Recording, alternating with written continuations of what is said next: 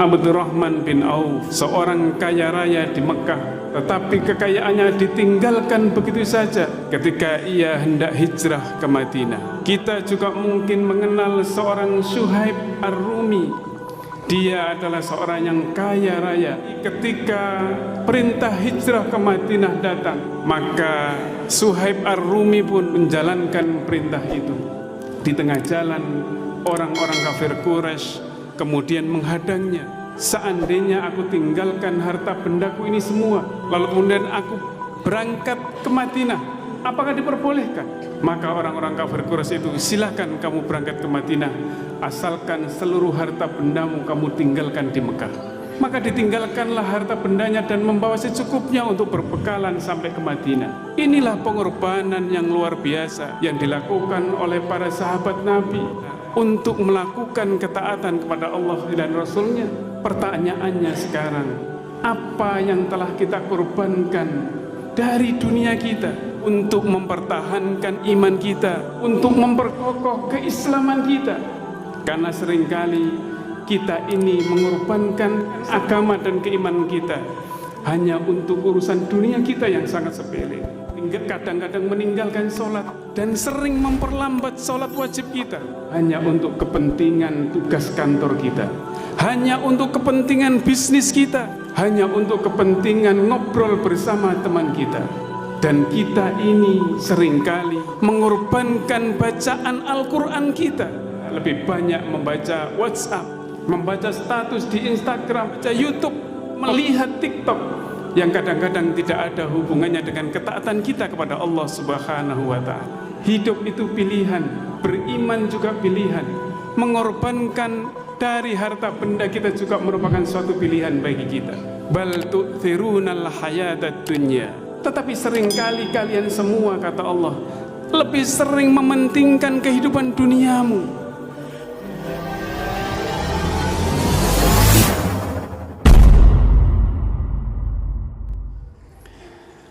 Assalamualaikum warahmatullahi wabarakatuh.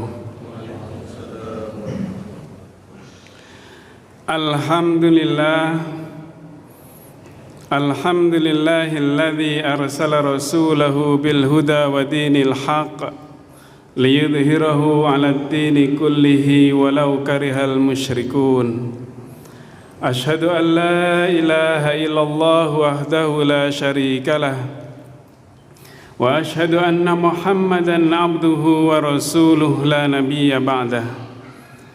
Allahumma salli wa sallim wa barik ala nabiyyina Muhammadin wa ala alihi wa sahbihi wa mawalah. Faya ayyuhal hadirun, usikum wa iyaya bitaqwallah, faqad fazal muttaqun. Fa inna Allah qala fi kitabihil karim, a'udzu billahi minasy syaithanir rajim, bismillahirrahmanirrahim. Ya ayyuhalladzina amanu taqullaha haqqa tuqatih wa la tamutunna illa wa antum muslimun.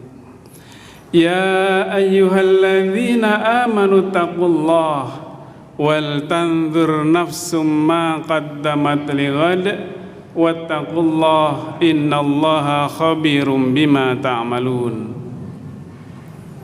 Jamaah salat Jumat yang dirahmati Allah, kita patut bersyukur kepada Allah dengan sebenar-benar syukur atas nikmat Allah yang telah diberikan kepada kita, sehingga kita bisa melaksanakan sholat Jumat ini tepat waktu, setidaknya tidak didahului oleh khatib yang berdiri di atas mimbar. Inilah keberkahan yang luar biasa bagi kita, yang kita sendiri secara kasat mata memang tidak mengetahuinya, tetapi kebaikan itu akan mengalir dalam kehidupan kita, baik di dunia maupun di akhirat. Jamaah salat Jumat yang dirahmati Allah, pada hari ini kita masih berada di bulan Muharram 1445 Hijriah, tepatnya di tanggal 17 Muharram.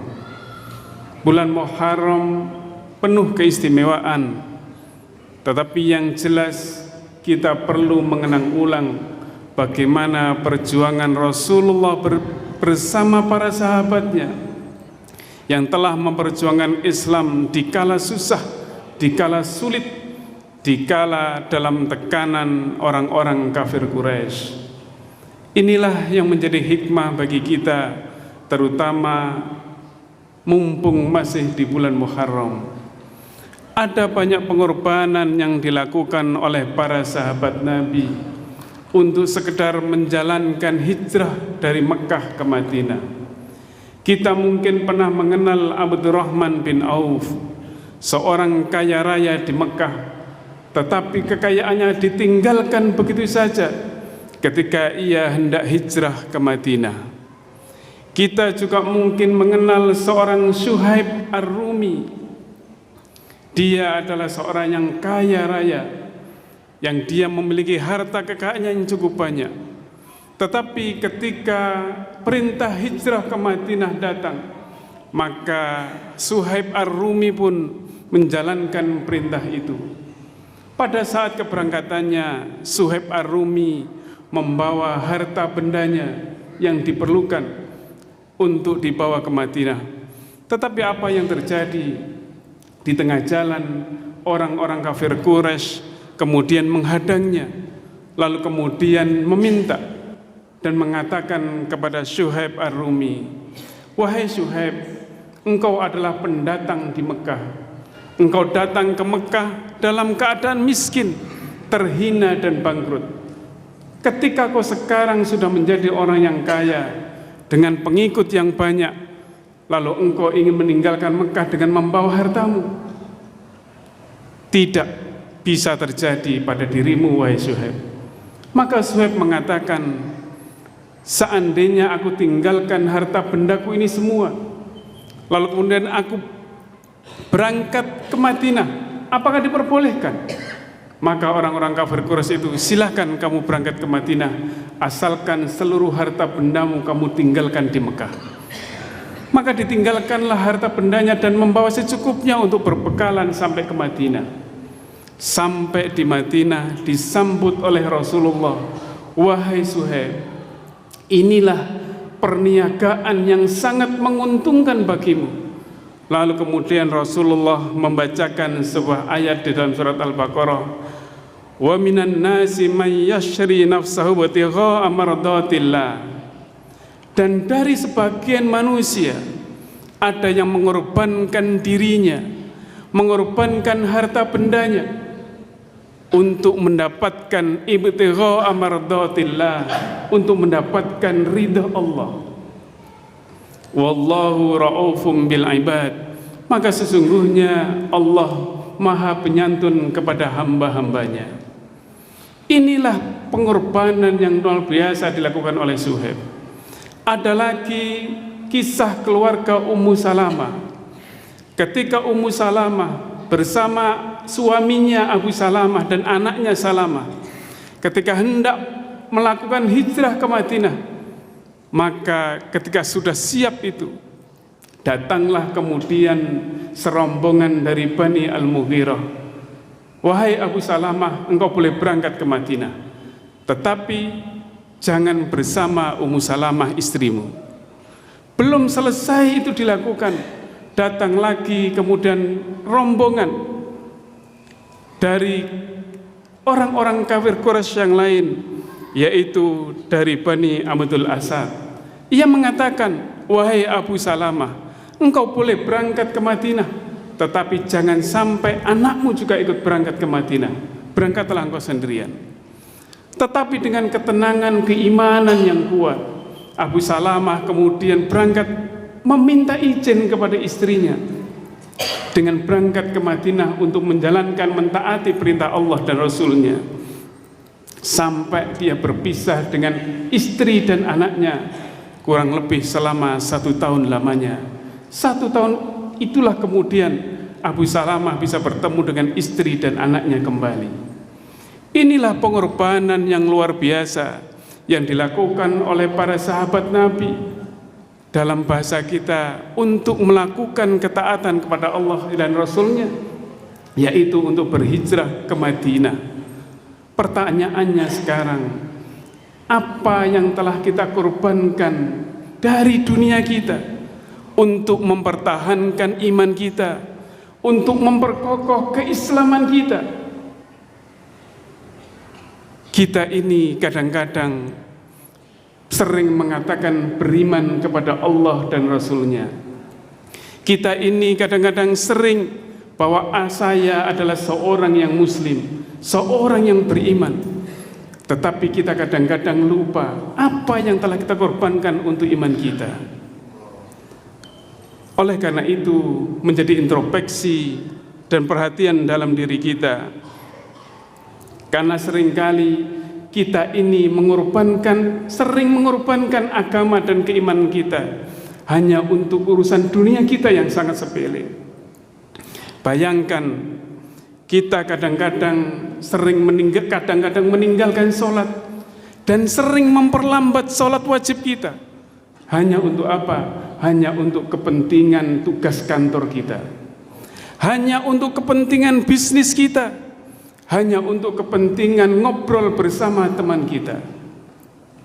Kita ini di antara kita kadang-kadang ada yang mengorbankan puasa Ramadannya hanya untuk kesenangan dunianya yang sesaat itu.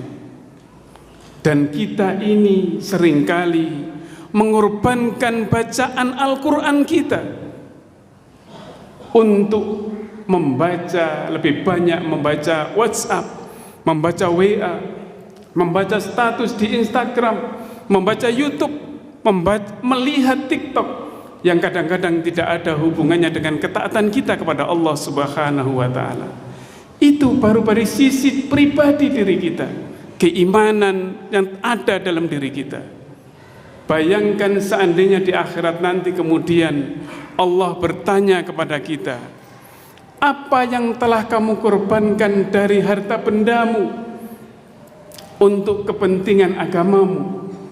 Mungkin di antara kita ada yang menjawab, ya Allah, di dunia dulu saya telah menyumbangkan puluhan juta untuk masjidmu, untuk rumahmu ya Allah.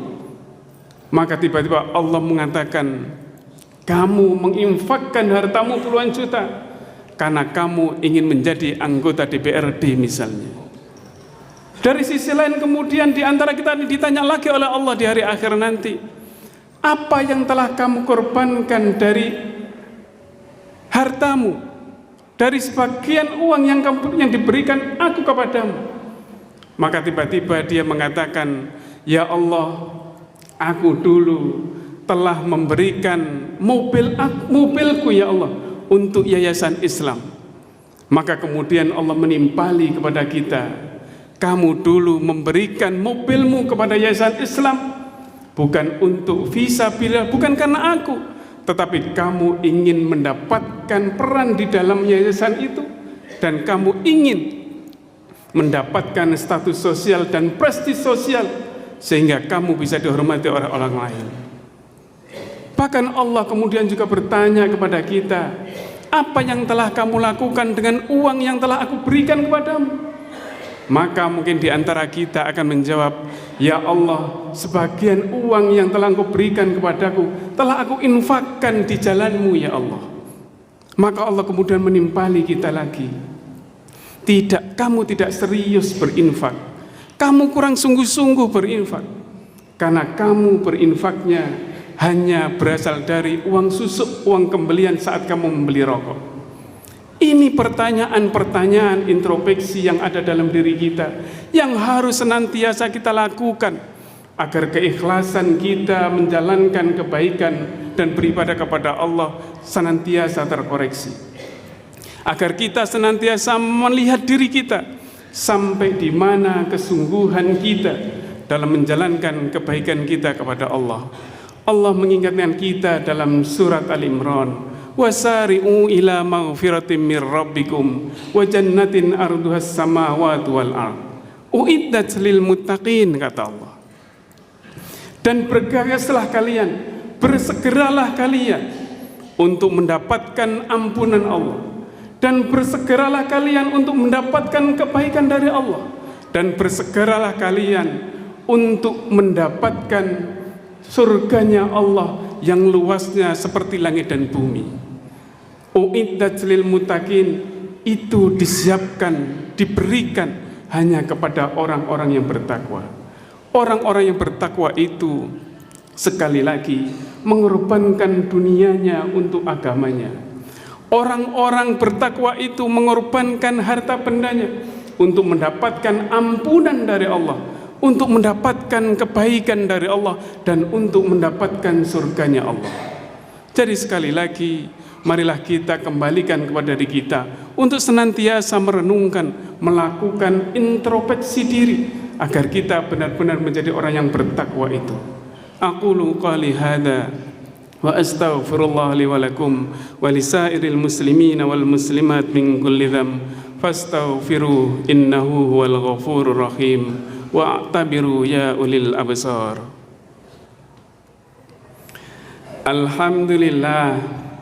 Alhamdulillahilladzi khalaqal mauta wal hayata liyabluwakum ayyukum ahsanu amala. Asyhadu an la ilaha illallah wahdahu la syarikalah wa asyhadu anna Muhammadan abduhu wa rasuluh la nabiyya ba'dah. Qala Allah ta'ala fi kitabihil karim, a'udzu billahi minasyaitonir rajim. Wa qulil haqqu min rabbikum faman syaa'a falyu'min wa man syaa'a falyakfur. Dan katakanlah wahai Muhammad, sesungguhnya kebenaran itu dari Tuhanmu. Faman syaa'a falyu'min, maka barang siapa yang ingin beriman, berimanlah. Faman syaa'a falyakfur, maka barang siapa yang menginginkan mengingkari, silakan mengingkari kebenaran itu. Di ayat lain Allah juga mengingatkan kita, inna hadainahu sabila imma syakira wa imma kafura. Sesungguhnya kami telah menunjukkan jalan bagimu, maka barang siapa yang ingin bersyukur, bersyukurlah. Maka dia ingin menjadi orang yang mengkufuri nikmatnya, silakan mengkufuri nikmat Allah. Hidup itu senantiasa menjadi dua pilihan bagi kita.